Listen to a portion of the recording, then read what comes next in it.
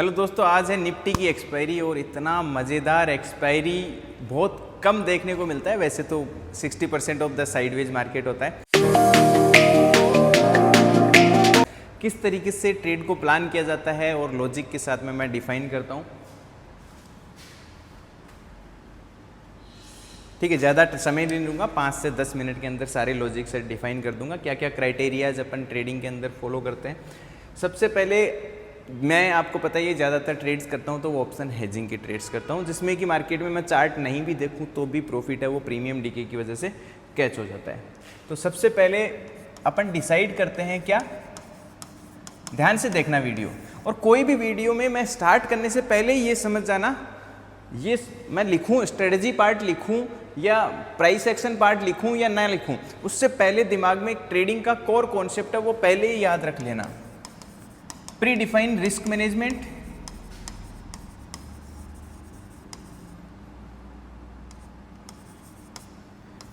Pre defined risk reward ratio और position size. अंग्रेजी वाला थोड़ा मामला गड़बड़ है, ध्यान से देख लेना, ठीक है। ये जो ट्रेडिंग का कोर कॉन्सेप्ट है, इसके बिना कोई भी आगे की चीज़ नहीं चलेगी। फर्स्ट लर्न वन थिंग, जैसे क्लासेज में आराम से अपन ने इसको सीखा है, ये जब से ये आ गया ट्रेड करने, आप जैसे सुबह मॉर्निंग में मार्केट में टेबल पे बैठे तब जाके आगे की चीज़ चलेंगी। फिर क्या चलेगा, पहले जो मैंने बताया वो होगा, उसके बाद में अपन क्या डिफाइन करेंगे अपना, आज के दिन मार्केट क्या कर सकता है, उसके लिए सप्लाई एंड डिमांड डिसाइड करेंगे। दूसरा, अभी मार्केट साइडवेज जोन में चल रहा है, अप्रोक्सीमेटली छोटा सा प्रॉफिट चल रहा है 10-11 हज़ार रुपये का। उसके बाद में अपन सप्लाई डिमांड के बाद में और कंफर्मेशन अगर आप चाहते हैं तो ठीक है, वो कंफर्मेशन के लिए अपन ओआई को भी यूज़ कर सकते हैं, ओआई डेटा को, जिसको मैंने आपको पहले भी वीडियोज़ में बताया। ओआई डेटा को हमेशा किसके नज़रिए से देखते हैं, ऑप्शन सेलर के नज़रिए से देखते हैं, ठीक है। ये दो क्राइटेरियाज अपने पास फुलफिल होने ही चाहिए, ठीक है। तीसरा, आप कोई कैंडल क्लोज अगर डायरेक्शनल मार्केट में ट्रेड करना चाहते हैं तो जैसे प्राइस एक्शन मार्केट बनाता है, तो थर्ड, अगर आपको डायरेक्शनल ट्रेड करना है, डायरेक्शनल मतलब मार्केट अप जाएगा या डाउन जाएगा, ठीक है, या मार्केट साइडवेज रहेगा, तो साइडवेज के लिए तो ये दो बहुत है। लेकिन डायरेक्शनल मार्केट अगर आप थर्ड कैटेगरी यूज़ करते हैं, ये दो ऑप्शन हो गए, डायरेक्शनल आप यूज़ करते हैं कि मार्केट कहाँ जाएगा, अप जाएगा कि डाउन जाएगा, तो उसके लिए अपन ट्रेंड लाइन या फिर सप्लाई और डिमांड के ब्रेक के बाद में कैंडल कंफर्म करना चाहिए कि सप्लाई या डिमांड हो चुका है या नहीं हो चुका है। तो देखो, आज के दिन का लॉजिक डिफाइन करता हूँ, ध्यान से देखना वीडियो को एकदम तसल्ली से।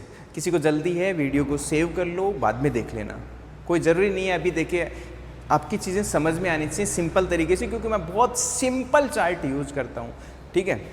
ये पहले तो मैं सप्लाई डिमांड है ना, उसको डिलीट ही कर देता हूँ ताकि आप खुद से देख पाएँ। ध्यान से देखना, आज मार्केट ओपन कहाँ पे हुआ, आज मार्केट ओपन यहाँ पे हुआ, ये वाला पॉइंट है, ठीक है। अब आप जब भी डिमांड एरिया मार्क करते हैं तो हमेशा डिमांड एरिया, चाहे आप सप्लाई डिमांड में चेंज हुआ है या डिमांड सप्लाई में चेंज हुआ है, उन सभी एरियाज को काउंट करेंगे। लेकिन जो भी एरिया डिमांड होगा वो जहां मार्केट अभी खुला है उससे कहाँ होगा, नीचे होगा। तो अपने पास डिमांड एरिया कहाँ पे है, आप देखो, ये वाला एरिया आपके पास डिमांड है जहाँ से मार्केट ने स्ट्रॉन्ग मोमेंटम दिया था। और ये डिमांड एरिया आप पहले अगर मार्क करेंगे तो पहले किसकी तरह काम कर रहा था, सप्लाई की तरह काम कर रहा था।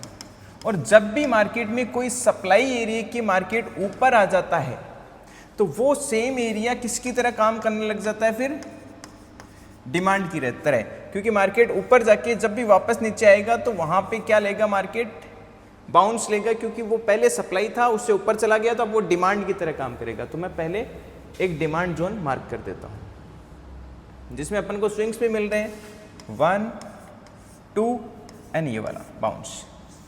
सिंपल, एकदम सिंपल तरीके से चार्ट को यूज करो, दिमाग लगाने की जरूरत है ही नहीं, क्योंकि दिमाग अपने अंदर है ही नहीं, ऐसे मानो। अब ये एरिया मैंने जो मार्क किया है, आज का मार्केट ओपन हुआ उससे नीचे मार्क किया है, ये वाला डिमांड और ये वाला सप्लाई को जोड़ के अपने VATC फॉर्मूला सप्लाई डिमांड में होता है, उसका क्या फुल फॉर्म होता है, value area trading concept. Value area का मतलब जहाँ पे बहुत बायर एंड सेलर उस जोन को बहुत ज़्यादा इंपॉर्टेंस दे रहे हैं, बायर एंड सेलर। तो बायर भी दे रहे हैं, देखो ऊपर लेके गए, और सेलर भी दे रहे हैं, और मोस्ट विजुअल स्विंग्स पे अपन मार्क कर देते हैं। तो ये अपने पास डिमांड जोन हो गया। सप्लाई जोन कहाँ पे है? कल का सबसे पहले अपन 10-20 दिन पहले का देखते नहीं है, कल का ही मिल जाए अपन को। कल का नहीं मिलेगा तो अपन 5 दिन पीछे जा सकते हैं। तो कल का ये वाला जोन है जहां से मार्केट ने बहुत अच्छा फॉल दिया था लास्ट 1-2 आवर में। तो मार्क कर दो ये जोन। मार्क कैसे करते हैं? ये वाली लाइन कैसे मार्क करते हैं आपको पता ही होगा, बॉडी का हाई अगर आप डिमांड मार्क कर रहे हैं, ठीक है, तो यहाँ पर आप बॉडी एंड वीक के हिसाब से मार्क करते हैं अकॉर्डिंग टू जैसे क्लासेस में बताया हुआ स्टेप बाय स्टेप। अब इसकी ज़रूरत ही नहीं है, आप डायरेक्ट यहाँ से भी कर सकते हैं।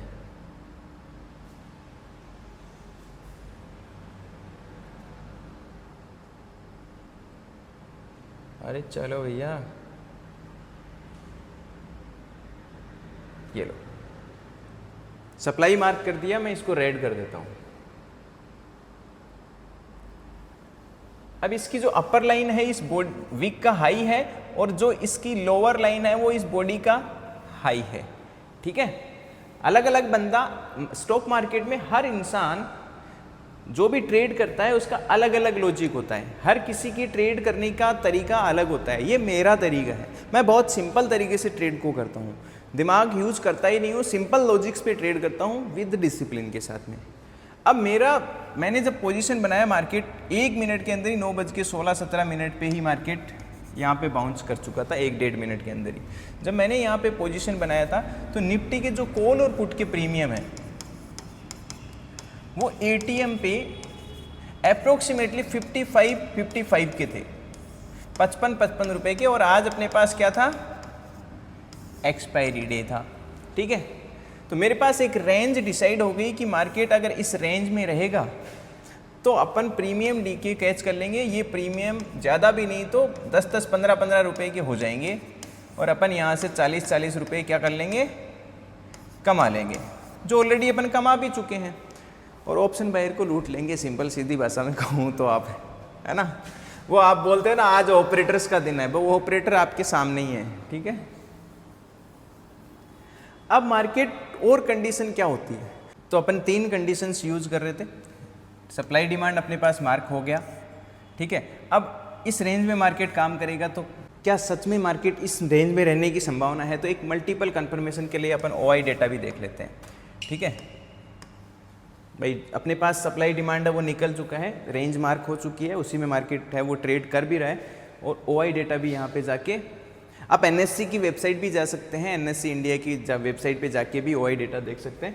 मैं डायरेक्ट ब्रोकर टर्मिनल पे देख लेता हूँ, बट इंट्राडे ट्रेडिंग के लिए कौन सा OI देखते हैं अपन, चेंज ऑफ OI देखते हैं। और आप देखेंगे यहाँ पे कॉल एंड पुट के अंदर OI डेटा है वो लगभग इक्वल है, बराबर है,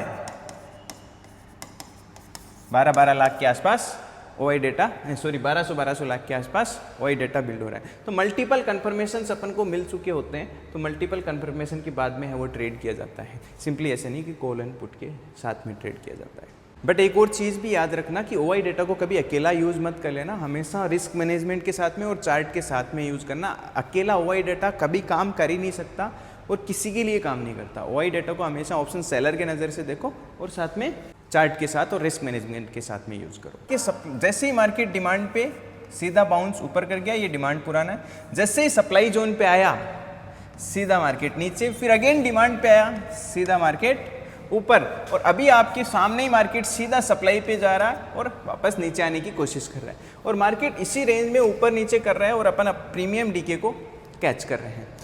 हेजिंग के साथ पोजीशन बनाओ, रिस्क मैनेजमेंट के साथ में पोजीशन बनाओ, ठीक है। सर मार्केट इसको ब्रेक करके ऊपर चला जाता तो ऊपर चला जाता तो जैसे मैंने आपको क्लासेस बताया हुआ है कि अपन ने क्या कर रखा है, कॉल है वो पुट है वो दोनों में हेजिंग कर रखा है विद सेलिंग के साथ में। तो कॉल में अपन को लॉस होने लग जाता है अगर ऊपर चला जाता तो अपन कॉल के लॉस को एग्जिट करते और एग्जिट करते और इसके डेल्टा को क्या करते, मैनेज करते, डेल्टा को क्या करते, फिर हीट मारने लग जाता है डेल्टा।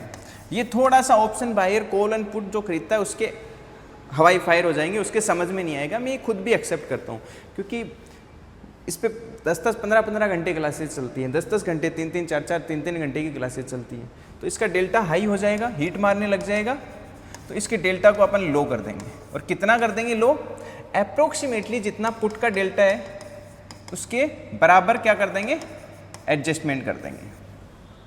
सिंपल तरीके से ट्रेड, कोई भी चीज़ ज़्यादा दिमाग लगाने की ज़रूरत ही नहीं है, क्योंकि दिमाग होता ही नहीं है इंसान के अंदर, इतना ही सोचो आप। तो सिंपल तरीके से ट्रेड करो और सारे के सारे धरे के धरे रह जाएंगे। फिर आपके जो स्कैल्प मारते हैं ना 1-1 मिनट के अंदर, वो सारे सिस्टम्स, क्योंकि ऐसा मार्केट मिलेगा तो आप उसमें प्रॉफिट। और मार्केट 60-70% टाइम पे क्या होता है, साइड वे ही होता है। और जितना भी जो मेरा प्रॉफिट होता है वो कैपिटल का कितना होता है, 2% से। मैं कभी भी आपको मिसगाइड नहीं करता हूँ कि मैंने ये कैपिटल यूज़ करके इतना बना लिया, देखो मैंने अकाउंट में मेरे 1 लाख रुपए हैं और मैंने देखो 70,000 का प्रॉफिट कर लिया। कभी भी मिसगाइड आपको कैपिटल दिखा के नहीं किया जाता है। आप हमेशा रखिएगा मेरा जो स्टॉप लॉस होता है वो अपनी कैपिटल का 2% होता है, टारगेट होता है 2 से 4% होता है। और जो भी आप कहीं भी कोई वीडियो भी देख रहे हैं तो हमेशा एक दिमाग में खुला रखें, आपको कोई कितना भी कुछ बोल दे कि देख मैंने 2 लाख से 1.5 लाख का प्रॉफिट कर लिया, भैया ठीक है, उसके डीमेट ट्रेडिंग अकाउंट में उतना पैसा हो सकता है, लेकिन आपको ये नहीं पता होता है कि उसके बैंक अकाउंट में कितना पड़ा है। कोई भी प्रोफेशनल से प्रोफेशनल ट्रेडर अपनी कैपिटल का 1-2% से ज़्यादा इंट्राडे ट्रेडिंग के अंदर रिस्क नहीं लेता है, इस बात को ध्यान रखो। और वो रिस्क को डिफाइन करने के लिए अपनी पोजीशन साइज को क्या रखता है, कंट्रोल रखता है। तो आप हमेशा देख लेना भैया, कंट्रोल एल आएगा। इंग्लिश में मैं स्पेलिंग्स लिखता हूँ तो मेरे को थोड़ा सा कम ही आता है अंग्रेजी, तो उसका आप संभाल लेना। तो ये था एक सिंपल सा ट्रेड। और ये सेम तरीके से अपन क्रिप्टो में हेजिंग करते हैं। वहाँ पे मैं वीकली ऑप्शन हेज करता हूँ, जिसके ट्रेड्स आपने देखा होगा टेलीग्राम पे मैं शेयर्स भी करता हूँ। वहाँ पे अपन 2-2, 3-3 हज़ार डॉलर वाले कॉल एंड पुट को शॉर्ट करते हैं विद स्टॉप लॉस के साथ में। स्टॉप लॉस कितना यूज़ करते हैं अपन, 80% से 100% के आसपास में, अकॉर्डिंग टू रिसीव प्रीमियम। और वो सारे ट्रेड्स मैं प्राइवेट कम्युनिटी पे टेलीग्राम पे शेयर भी करता हूँ। अगर किसी ने प्राइवेट कम्युनिटी ज्वाइन नहीं किया है तो नीचे डेल्टा एक्सचेंज का लिंक दिया हुआ है, अकाउंट ओपन करके गूगल फॉर्म भर देना, आपको प्राइवेट कम्युनिटी का एक्सेस मिल जाएगा। कोई जल्दबाजी मत करना, अगर 2, 5, 10 दिन अगर किसी को एक्सेस नहीं मिलने में लेट हो जाती है तो टीम काम करती रहती है, ठीक है, ऑटोमेट पे बहुत सारी चीज़ों पर आपको मिल जाएगा। क्योंकि मैं हमेशा मेरे साथ वही बंदा जुड़े जो पेशेंस हो, जिसके बाद कई बहुत ऐसे हो जाते हैं कि आज ही पता नहीं वो क्या कर लेंगे मार्केट में। थोड़ा सा धैर्य रखें और आपको स्टेप बाय स्टेप चीज़ें सीखनी है कि कैसे ऑप्शन हेज होता है, कैसे साइडवेज मार्केट में प्रॉफिट होता है, कैसे डायरेक्शनल मार्केट में प्रॉफिट होता है। तो आपको ट्रेड विद विकास एप्लीकेशन पे, trade with Vikas application download करो। वहाँ पे 50 to 60 आवर की क्लासेज हैं, मतलब 30-35 घंटे की क्लासेज हैं, plus live classes, live trading के वीडियोज़ हैं कि कैसे ऑप्शन हेज किया जाता है, बहुत सारी वो चीज़ें हैं। तो 50 से 60 घंटे की क्लासेज हैं, स्टेप बाय स्टेप देखो। लाइफ टाइम वहाँ पे आपको रिकॉर्डिंग मिलती है, साथ में एक बार आपको वहाँ पे लाइव क्लासेस भी मिल जाती है। ध्यान रखना फ्री नहीं है, पेड है। और Google play store, app store पे दोनों पे ऐप है, डाउनलोड कर सकते हैं आप। डायरेक्ट वेब ब्राउज़र पे भी ट्रेड विद विकास सर्च करोगे, ऊपर वेबसाइट आ जाएगी tradewithvikas.in, वहाँ से भी आप ज्वाइन कर सकते हैं। बस क्लासेज और एजुकेशन का मतलब ये होता है कि आप अपना समय खराब नहीं करते हैं 3 से 4 साल, और आप स्टेप बाय स्टेप अच्छी चीज़ें सीख जाते हैं मार्केट में। कई बार तो कई लोगों को पता ही नहीं होता, 5 साल से मार्केट में ट्रेड कर रहे होते हैं और ये नहीं पता होता कि ऑप्शन हेज करते कैसे हैं, और इस तरीके से मार्केट में पैसा भी बनाया जा सकता है बिन सिंपल तरीके से, साइडवेज में भी। चलो मिलते हैं नेक्स्ट वीडियो में एज सुन एज पॉसिबल। कोशिश करता हूँ मैं एवरीडे वीडियो बनाने की और करता रहूँगा। 1-2 दिन स्किप हो जाए तो समझ लेना छोटा मोटा काम हो जाता है यार। ब्याह शादी में, भात सूचक में जाना पड़ता है, आपको पता ही है ना, देखना पड़ता है बहुत सारी चीज़ें गाँव में। चलो मिलते हैं नेक्स्ट वीडियो में एज सुन एज पॉसिबल। और गिव अवे वाला नेक्स्ट मंथ करेंगे अपन। अभी रिसेंटली इस महीने का मैं अपलोड कर ही दिया और नेक्स्ट मंथ कर लेंगे अगस्त सितंबर में, सितंबर के लास्ट वीक या सितंबर के बीच वाले में कर लेंगे, ठीक है।